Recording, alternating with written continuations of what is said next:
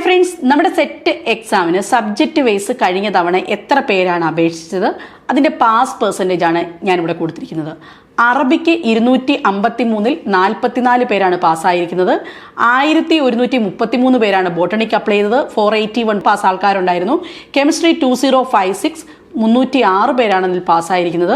Commerce 1941 പേരിൽ 480 പേരാണ് പാസ്സായിരിക്കുന്നത്. Economics 1258 125 പേര് പാസ്സായിട്ടുണ്ട്. 3321 ഇംഗ്ലീഷിന്റെ കണക്ക്, അത് 318 പേരാണ് പാസ്സായിരിക്കുന്നത്.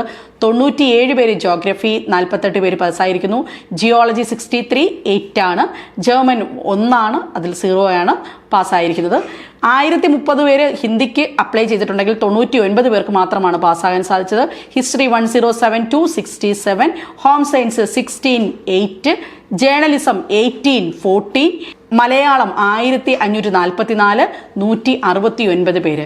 2277 പേര് മാത്സിന് അപ്ലൈ ചെയ്തപ്പോൾ 526 പേര് മാത്രമാണ് അവിടെ പാസ്സായിരിക്കുന്നത്. Music 29 7, philosophy 38 6, physics 1889 571, political sciences 369 27, psychology 334 260. ഇനി പ്രധാനപ്പെട്ടത് സുവോളജി, ഉറുദു, സ്റ്റാറ്റി തുടങ്ങിയ സബ്ജക്റ്റുകളാണ്. അവിടെ നിങ്ങൾ നോക്കിയാൽ മനസ്സിലാകും.